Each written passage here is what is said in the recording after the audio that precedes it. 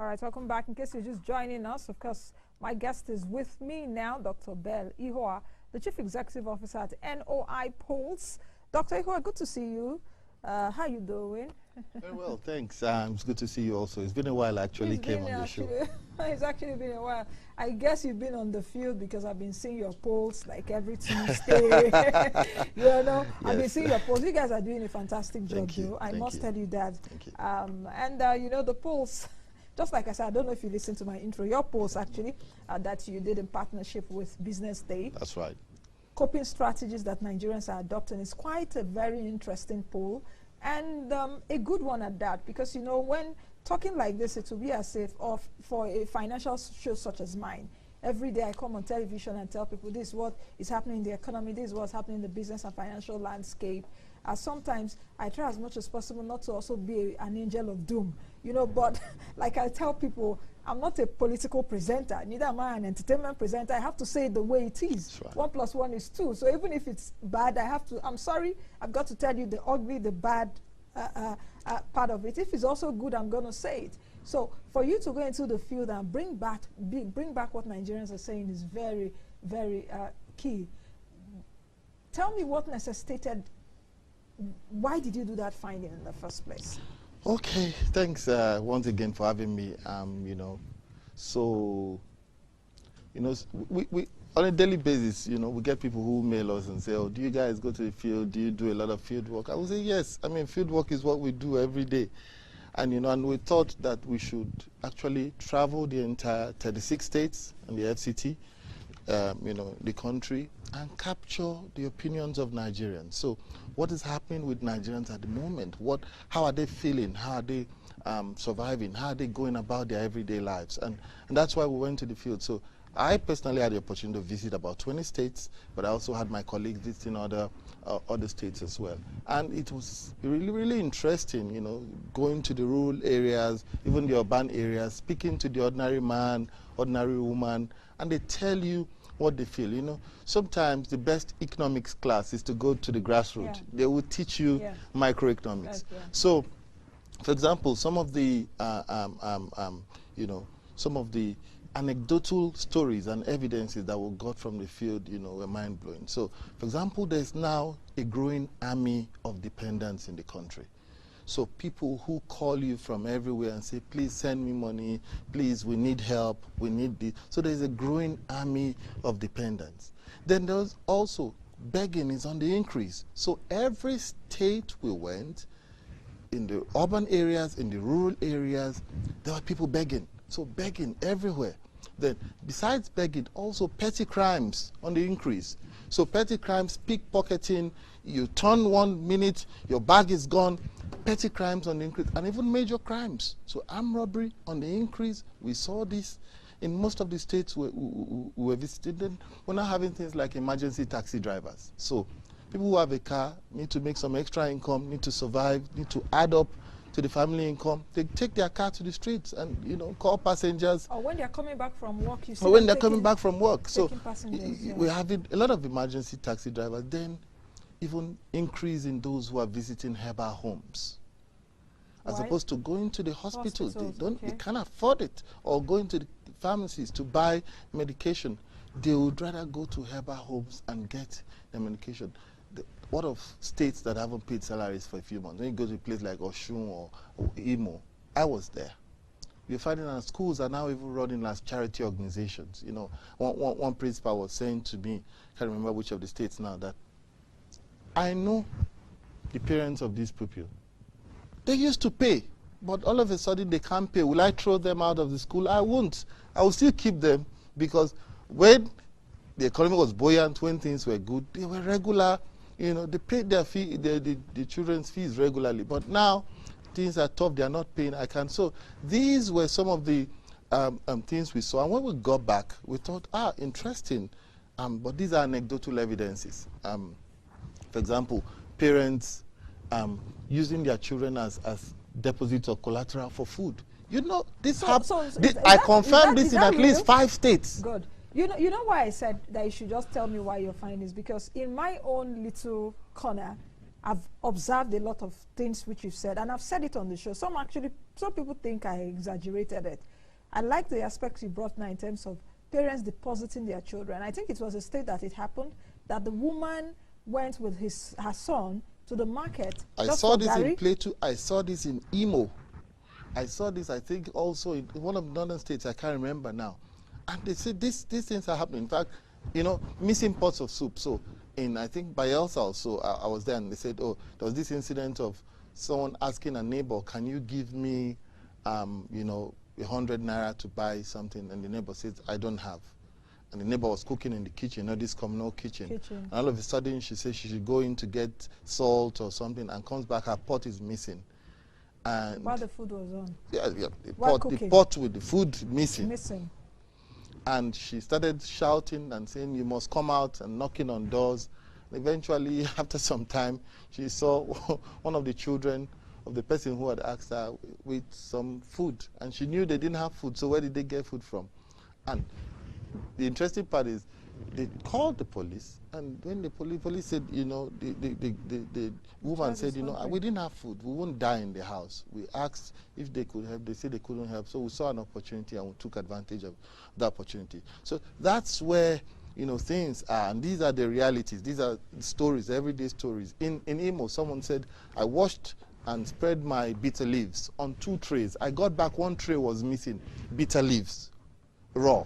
So that should tell you how far things are going. So these were some of the issues. When we got back, we thought, okay, these are anecdotal evidences. Can we do some more empirical surveys, some more empirical polls, so that we will be able to put some definite numbers to these issues? And this was why we conducted this survey.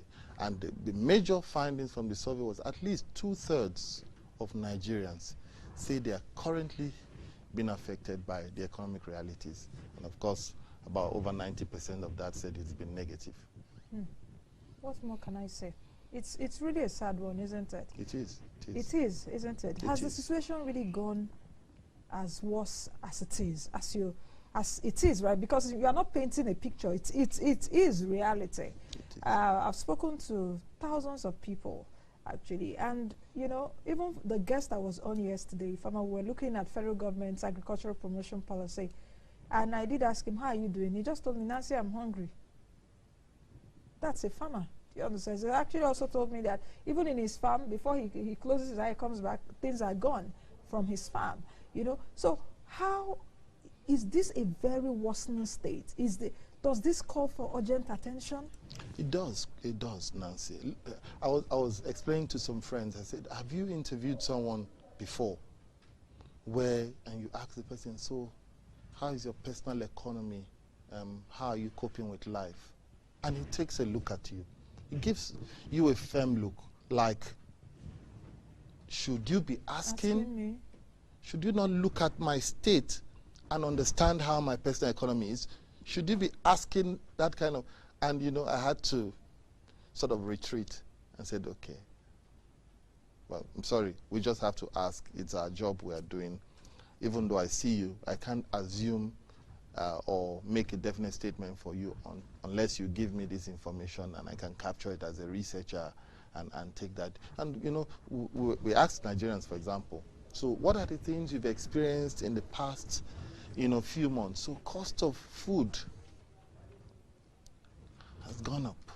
So cost of food, so gari, which used to be 200 or 150 per bowl or per mudu, is now 250, 300. Semolina or semovita, which used to be 800, 700, is now 2,005 or thereabout. A bowl of crayfish, which used to be about 700, now going for over 1,500. So this tells you where we are. I mean, these are everyday realities. And we ask these questions, you know, cost of petrol has gone up. Cost of transportation is up at the moment. These are the issues they are seeing. Rent is another matter entirely. And, you know, I found out people, most of the states, who will tell me, look, at my rent has expired 3 months, landlord has been on my case, but there's nothing I can do. You know, he can't kill me, I'm here and I'm here. Job losses. we're launching our manufacturing sector report next week, by the way. I hope you'll be there on Tuesday, you know, in Chelsea Hotel. Part of the manufacturing sector report, you go to a big factory, you see the machinery massive, but now only the gate man is there because the company has shut down. I mean, it's sad. So people have lost jobs, you know. You know, I seem to be very tongue-tied this morning because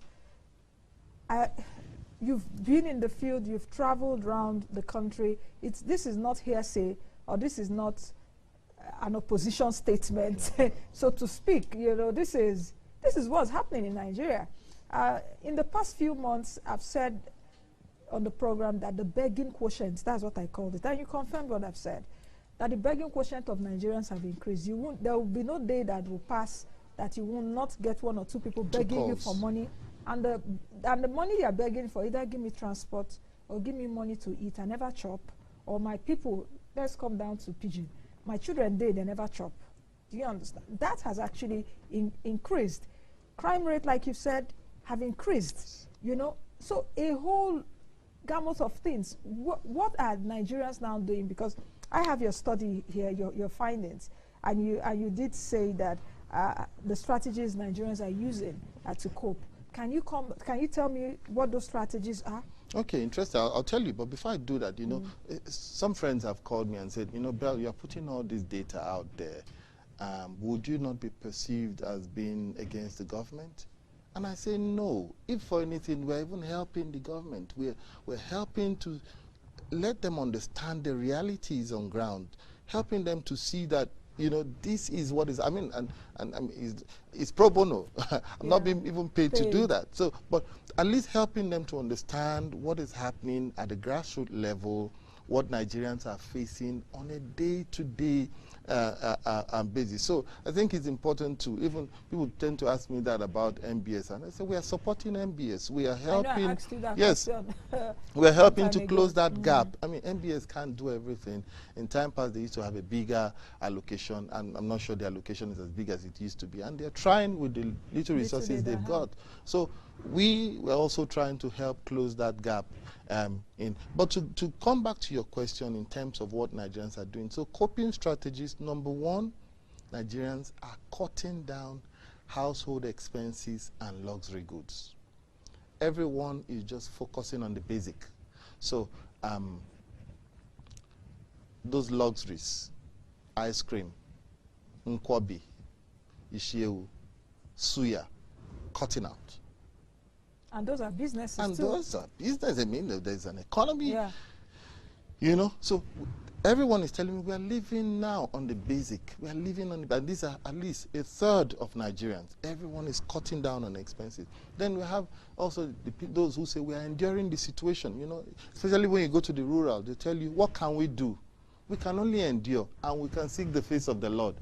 And we got this. So we are enduring, we are praying, we are seeking God's face, you know, and then adjusting family feeding patterns, just as you said in your intro.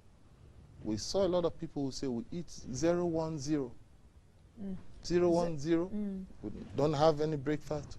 We find something to eat for lunch, and we drink water and sleep with that. So you have those who, someone even said that it's 0-0. So it's rainy season now, so there's corn. You can, you know. So, and that's part of the coping measures. Some Nigerians are beginning to have. So they don't eat in the morning, they eat corn in the afternoon? In roasted corn or boiled corn. And, you know. So some Nigerians are now beginning to have back gardens. So going into subsistence agriculture, you know. And we also saw evidence of those who are now saying we are now going fully for locally produced items, locally manufactured, and BDS. You know, I was telling someone the other day, I said, BDS does not mean business development services. It means bend down select. you know, the number of people were in Lagos. We went to the popular Katangwa market in Lagos. We found that not only the population of people now going to patronize this Yaba or Katangwa or these markets for fairly used items, we also found out that the cost of the fairly used items have gone up. And they tell you the dollar. So a bill which used to cost maybe 100,000 a bill is now costing 500,000. So the population is there trying to buy, the cost has gone up. So these are some of the coping strategies Nigerians are adopting. Okay, you know, Dr. Bell, at this point, we have a reporter in, I have my colleague in Port Harcourt, actually, and he wants to tell me how people are coping in Port Harcourt. So let me quickly talk to him. Okay, I guess he would call back because I've been seeing his call from Port Harcourt so that he would actually tell us how Port Harcourt residents I was in Port Harcourt also. Oh, you were in Port Harcourt. Yes, Tell me what your findings I visited Port Harcourt. We went to the creeks area. We went to, say, Borokiri. We went to town. We went to, I remember interviewing someone in Borokiri, and they said, listen, as you see me, I haven't eaten a healthy meal for the past 3 days. I mean, the first thing is that when you come to interview people, they don't even want to be interviewed. You know, we know how much we have to persuade them, how we have to. In some areas, they won't tell you, are you going to pay me to participate in this survey? I would say, no, it's voluntary. I mean, that's what we don't pay for it. I say, look at me, I haven't eaten in the past 3 days. So what are you going to tell me? So when you go to town, immediately we were coming out from one of the places we're conducting, some people were fighting. Said, we have been in this area for a long time. You must pay before you drop your goods. So any vehicle that comes in, they form themselves into groups. And crime rate also. I must say that in River State, one of the major pointers which we saw was that crime rate has increased dramatically. Now, Dr. Ihua, this is a very good finding, just like you said earlier, that it's not about opposing the government or painting the government in a very bad light. It's about exposing those things to the government, because sometimes, like people, like the notion that, okay, those in government are always in tinted glasses. They don't see us, or we don't see them. They see us, apparently, you know. So we need to bring up these issues to those in government that Nigerians are really suffering. Do you need to tinker with your fiscal policy? Do you need to tinker with your monetary policy? Do you need to tinker with some of the things you're doing? Have you made efforts to reach out to the government with these findings? You know, what we do as a polling institution is to conduct our polls and put out the findings in the public space, and hope that it's in the public space so agencies of government, policy makers, everyone can dig in. I mean, the media can dig in. So that's what we do. So we're not necessarily, because, you know, opinion polling, we have to remain independent, we have to remain unbiased, we have to remain apolitical. So we put out this information out there and expect that, you know, everyone digs in and takes, but it's important to just stress that point, that it's not about painting anyone in bad light. It's about helping to expose what is currently happening. You go to a state like Bayelsa, salaries have not been paid for almost 6 months. And I asked, would salaries not be paid? And I asked, and you know, and they told me, they said,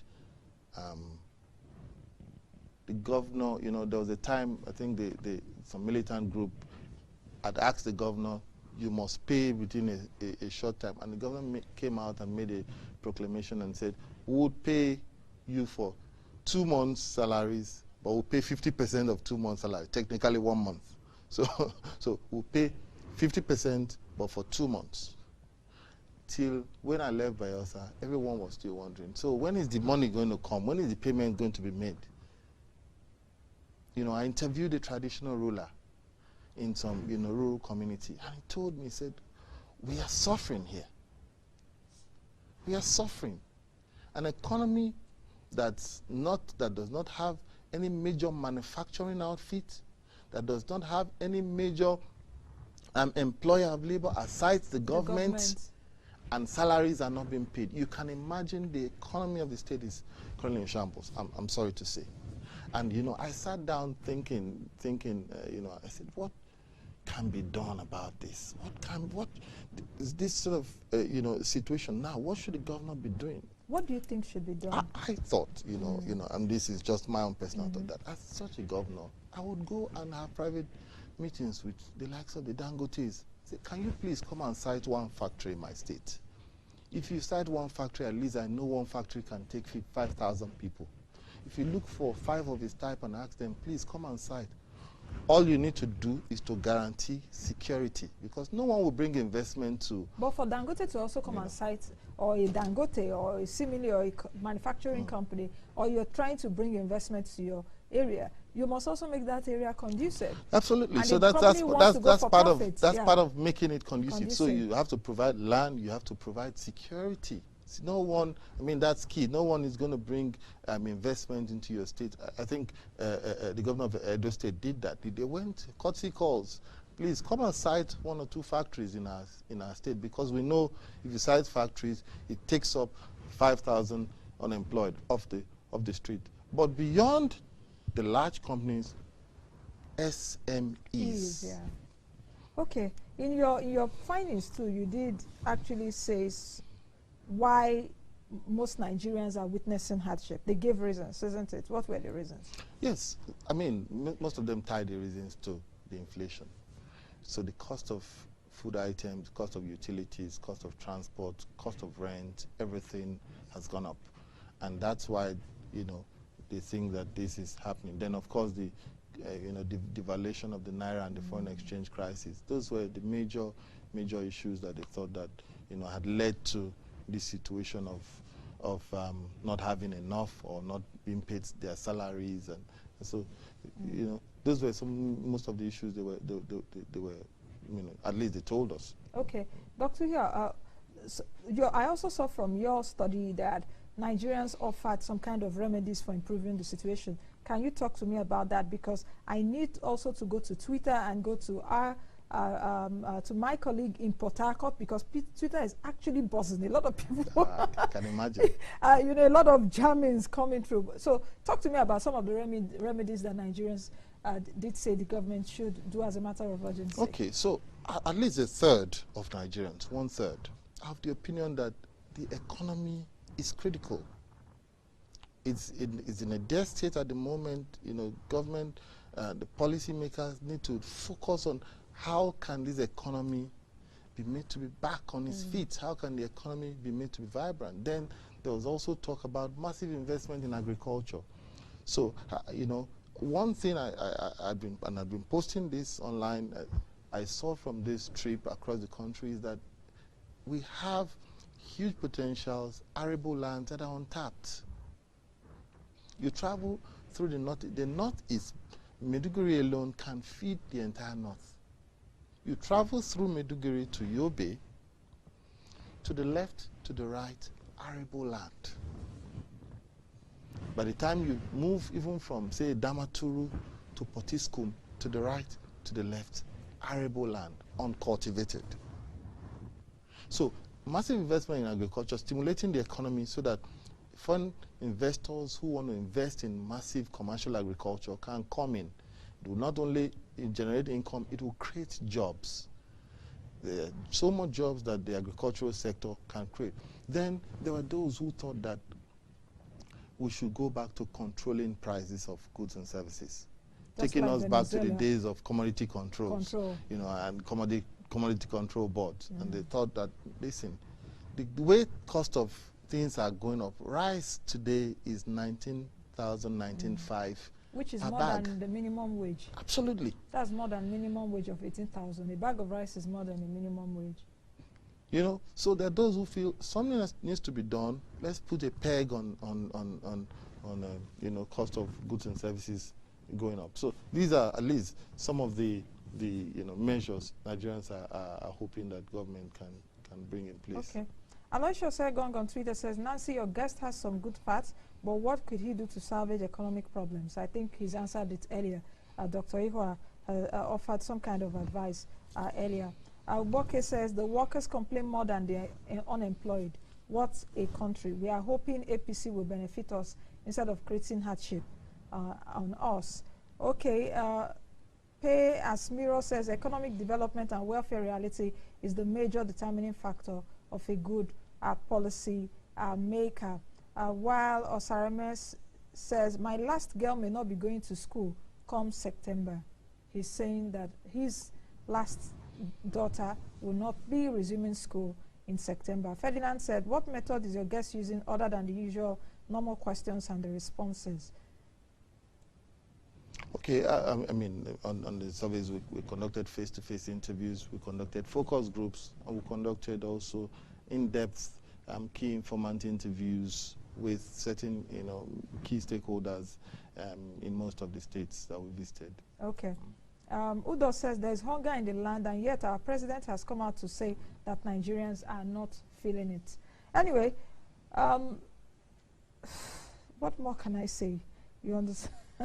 A lot of comments coming in. Odia says, I strongly believe that Nigeria will get out of this mess very soon. Weeping may endure for a night, but joy cometh in the morning. Amen. I think Odia falls in the category of those seeking the face of God that has gone, praying and fasting. So because you also got that in your findings, yes. At least 16% thought that we are enduring the hardship and praying to God. But if I should add maybe a couple more of those things that Nigerians are hoping that government may also wade into the cost of the pump price of fuel. Should pump reduce. Price of fuel and kerosene. Kerosene is currently a liter is going about 250, 300 across the state. Yeah. In fact, we saw instances in the north where it was priced for about 400 a liter. Kerosene? Yes, kerosene. And I remember a woman telling me that it's as if the kerosene has been adulterated. So you light your stove, it burns with so much fire, you try to cool it, but it burns so quick, and before you know what's happening, it's finished. So wade into also the cost of, then improvement in power supply also. Okay, Moses Otiti says, Madam Nancy, the truth is that the masses are suffering. The rate of suffering is exponentially too high. Only God will help us. So I think Moses falls in the category of enduring the situation and hoping on God, isn't it? Okay, just keep your comments are true. Now, Dr. Ihua, with all this that we're saying, hardship in the land and all of that, some actually also believe that we will come out of it. Do you strongly believe that we'll also come out of it?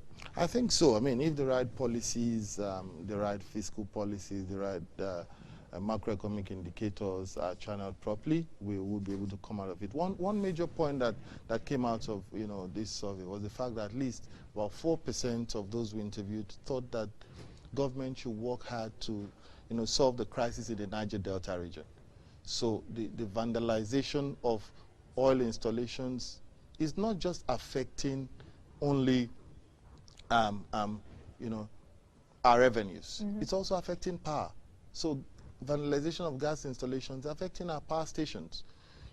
So if the issue in the Niger Delta is resolved, if these issues with the militants can be resolved, then it ensures that our stream of income would be steady, and also our gas stations can get enough gas to be able to power and generate power.